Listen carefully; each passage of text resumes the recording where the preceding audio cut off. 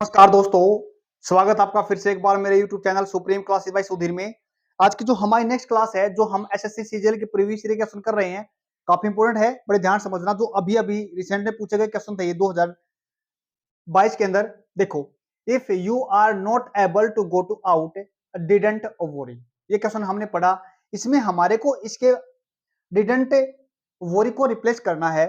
क्या इसके अंदर डोंट वरीड आएगा, या डू नॉट वरी आएगा, या नो सब्स्टिट्यूशन आएगा, या फिर कह सकते हैं वरिंग नॉट आएगा। देखो, सबसे पहले तो हमने ये देखना है इसके अंदर ए ऑप्शन क्यों नहीं हो सकता। सबसे पहले देखो, पहले ऑप्शन नहीं देखते, पहले सबसे पहले तो हमारे को ये देखना है क्या इसके अंदर सब्स्टिट्यूशन करने की जरूरत है या नहीं है, ये बात चेक करनी है हमारे को।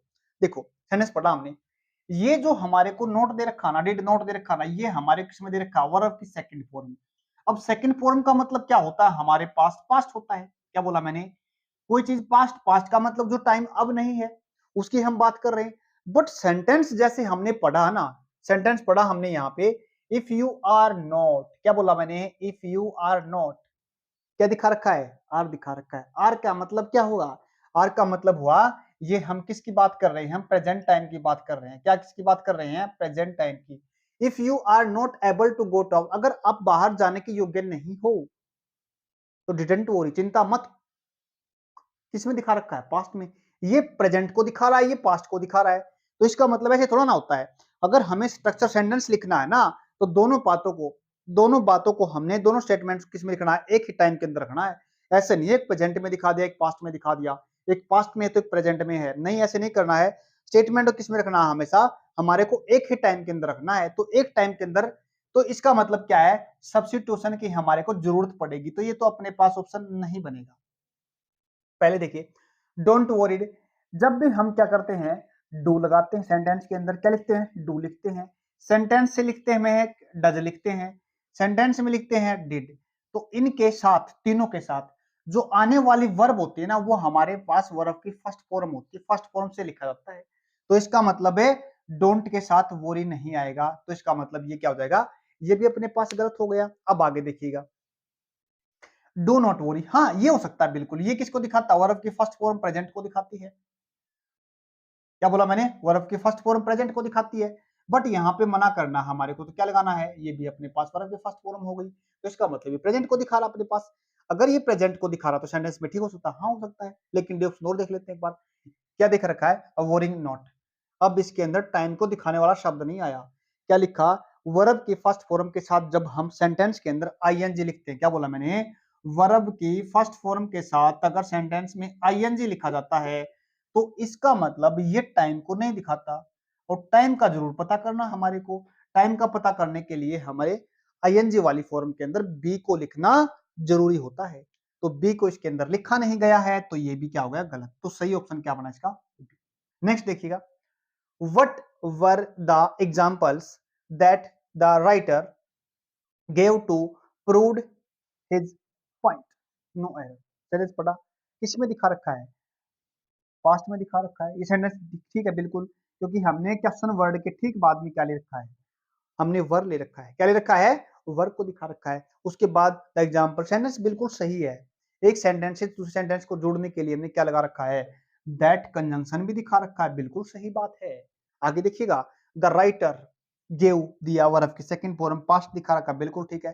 टू प्रूव, टू प्रूव क्या दिखा रखा है, यहाँ पे गलती कर दी। क्या बोला, एग्जामिनर ने हमारे से यहाँ पे पूछा है टू के बाद हम क्या लिखेंगे। क्या बोला, सेंटेंस में टू के बाद हम क्या लिखेंगे, यहाँ पे सेंटेंस में एग्जामिनर ने हमारे को पूछा है।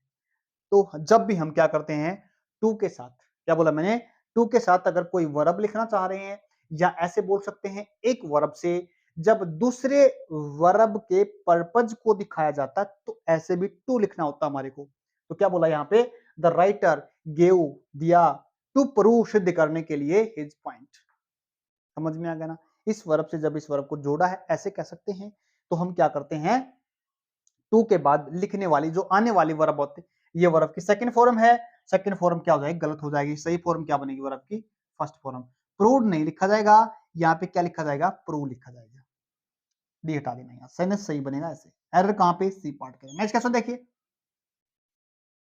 नेक्स्ट क्वेश्चन देखिए, the minister along with his team member are expected to arrive shortly।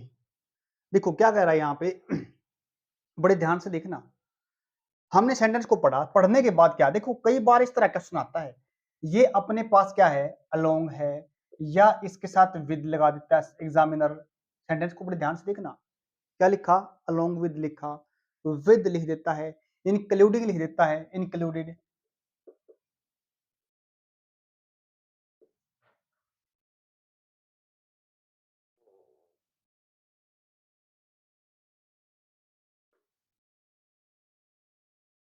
क्या लिखा, इंक्लूडिंग, इंक्लूडिंग, इंक्लूडिंग क्या लिखा, इंक्लूडिंग, इंक्लूडिंग, इंक्लूडिंग लिख देता है। उसके साथ साथ एक ये अपने पास क्या है, प्रेपोजिशन है। क्या बोला मैंने, ये अपने पास अलोंग विद इंक्लूडिंग, ये अपने पास क्या है, प्रेपोजिशन है। एक और आता वर्ड इसके साथ, टुगेदर विद, टुगेदर, ये क्या है, अपने पास प्रेपोजिशन है। जब सेंटेंस के अंदर यहाँ पे हमने किसकी बात की, यहाँ पे एक अपने पास सब्जेक्ट ये हो गया। अगर सेंटेंस के जो ये अपने पास सब्जेक्ट है ना, और इसके बाद जो आने वाला क्या है, अगर हमने प्रेपोजिशन लिखा है, क्या बोला मैंने, अगर इसके बाद सब्जेक्ट के बाद ठीक अगर ये प्रेपोजिशन दिखा रखे हैं, तो एक इसके पास ऑब्जेक्ट और लिखा जाता है। क्या बोलेंगे, एक और यहाँ पे क्या करता है एग्जामिनर, यहाँ पे एक सब्जेक्ट की तरह दिखा देता है हमारे को, किसी इंसान को दिखा देता है, या फिर हम किसी एक प्लूरल नाउन को दिखा देता है। इस बात का हमारे को ध्यान रखना है। यहाँ पे इसके हिसाब से, क्या बोला मैंने, इसके हिसाब से ही हम क्या लिखेंगे, इस सब्जेक्ट के ही हिसाब से क्या लिखेंगे, वर्ब को लिखा जाएगा। बड़े इस बात को ध्यान से देखना, समझ में आ गया ना। यहाँ पे प्रेपोजिशन है, प्रेपोजिशन के हिसाब से इसके हिसाब से देखना पड़ेगा। ये अगर सिंगुलर है तो वर्ब सिंगुलर, अगर ये प्लूरल है तो वर्ब प्लूरल, इसको हमें नहीं देखना है। यहाँ पे सिंगुलर है प्लूरल कोई मैटर नहीं करता, ये अपने पास प्रेपोजिशन के ठीक बाद में, are expected to arrive shortly, किसको दिखा रहा है, अगर अपने पास सब्जेक्ट सिंगुलर है तो वर्ब कैसे दिखा रखी है, यहाँ पे प्लूरल दिखा रखी है।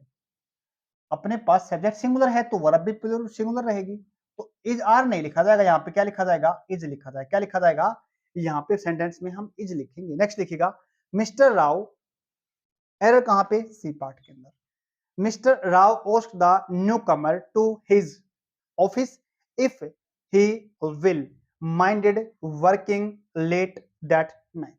सेंटेंस को पढ़ा हमने, बड़े ध्यान से देखना। जब हमने सेंटेंस को पढ़ा, सेंटेंस पढ़ने के बाद हमने क्या देखा, सेंटेंस पढ़ने के बाद हमने ये देखा, ये किस में दे रखा, अपने पास सेंटेंस तो दे रखा हमारे को, किसके अंदर दे रखा है, ये पास्ट फॉर्म के अंदर दे रखा, किस में दे रखा है, सेकंड फॉर्म के अंदर दे रखा हमारे को, किसमें देखा है, सेकंड फॉर्म के अंदर दे रखा सेंटेंस में। अब एक चीज और देखिएगा, अगर ये सेंटेंस अगर सेकंड फॉर्म के अंदर दे रखा है, तो आगे देखिएगा, इफ ही, क्या बोला, विल, और उसके बाद क्या दिखा रखा है यहाँ पे, माइंडेड। सॉरी एक सेकंड, इसको एक साथ लिख लो, क्या बोलेंगे, इसको एक साथ लिख लो, यहाँ पे कर दो, आप इस पार्ट को सी कर दो, बस ये पार्ट यहाँ पे एक साथ लिखा गया, office if he will minded. बड़े ध्यान से देखना इस बात को, बड़े ध्यान से समझना क्या कह रहा है यहाँ पे। हम जो भी क्या लिखते हैं, मॉडल वर्ब लिखते हैं। क्या बोला मैंने कहा मॉडल वर्ब जितनी भी लिखी जाती है ना, उनके ठीक बाद में, क्या बोला मैंने, उनके ठीक बाद में, मॉडल वर्ब के बाद वर्ब की फर्स्ट फॉर्म लिखी जाती है। क्या बोला मैंने, वर्ब की फर्स्ट फॉर्म लिखी जाती है, समझ में आ गया ना। अगर वर्ब की फर्स्ट फॉर्म लिखी जाएगी, तो हमने क्या लिखा यहाँ पे, विल के बाद क्या बना दिया, यहाँ पे माइंडेड बना दिया। क्या बना दिया, यहाँ पे माइंडेड बना दिया। इसका मतलब क्या हो गया, ये तो वर्ब की सेकंड फॉर्म होगी, माइंड का मतलब तो बुरा लगना, ये होगी वर्ब की सेकंड फॉर्म, जो क्या हो गई, गलत हो गई। इसको यहाँ पे क्या कर दिया, गलत कर दिया। अगर हमारा सेंटेंस किस में दे रखा है, पास्ट में दे रखा है, क्या दे रखा है, पास्ट में दे रखा है, तो इसको हम क्या बना देंगे, क्या बनाना पड़ेगा हमारे को, इसको हमें ध्यान रखना है। इसमें विल को हम क्या करेंगे, यहाँ पे वुड बना देंगे। क्या बना देंगे, दो एरर इसमें से निकल सकते हैं। विल को वुड बनाने के बाद फिर हमारे को क्या लिखना पड़ेगा, माइंड, यानी वर्ब की कौन सी फॉर्म लिखनी पड़ेगी, फर्स्ट फॉर्म लिखनी पड़ेगी। यानी एरर अपना किसके अंदर है, एरर अपना बी पार्ट के अंदर है। नेक्स्ट क्वेश्चन देखिए, नेक्स्ट देखिए अपने पास लास्ट क्वेश्चन आज के, the army march fearless towards the enemy cantonment नो है। बड़े ध्यान से देखना सेंटेंस में क्या कहा गया। द आर्मी मार्च का मतलब होता है आगे बढ़ना, ठीक है ना। जब क्या करते हैं सैनिक एक साथ चलते हैं, आगे बढ़ते हैं, तो उसको क्या बोलते हैं, मार्च करना बोलते हैं। एक साथ चलते हैं, जब कदम से कदम मिलाकर चलते हैं उसको बोलते हैं मार्च। ये मार्च यहाँ पे भी दिखा रखा है, इसका मतलब सेम है यहाँ पे। आगे देखिएगा, the army march fearless. Fearless का मतलब होता है जिसके अंदर भय ही नहीं होता। मतलब क्या है ये है विशेषता को दिखाने वाला शब्द। अब ये एक एडजेक्टिव है या एक एडवर्ब है, ये पता करना हमारे को। क्या बोलेंगे, ये एक एडजेक्टिव एडवर्ब है। विशेषता दोनों दिखाते हैं, एडजेक्टिव भी दिखाता है और एडवर्ब भी दिखाता है। अब एडजेक्टिव दिखाता है या तो नाउन की दिखाएगा या प्रोनाउन की दिखाएगा।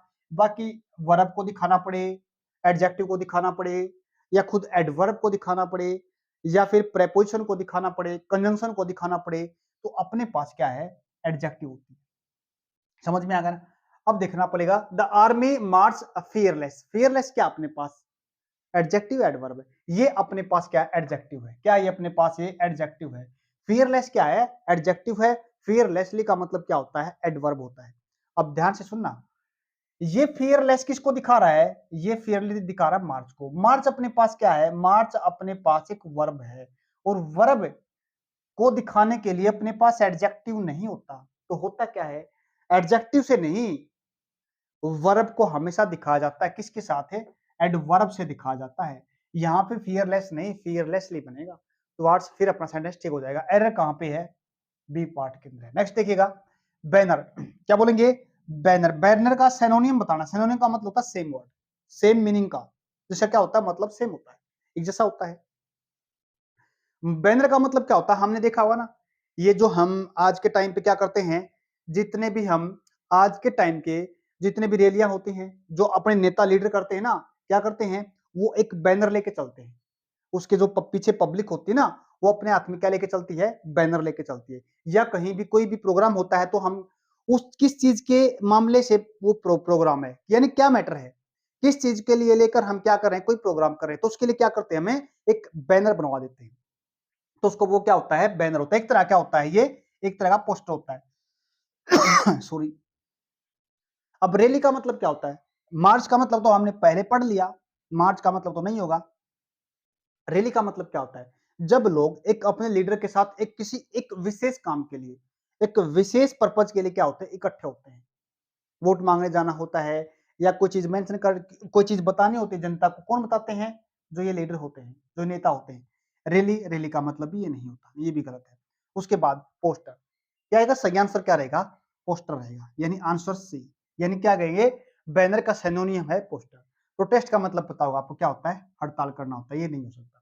उम्मीद करता हूँ आज की क्लास आपको अच्छी लगी होगी। आज के लिए इतना ही, धन्यवाद।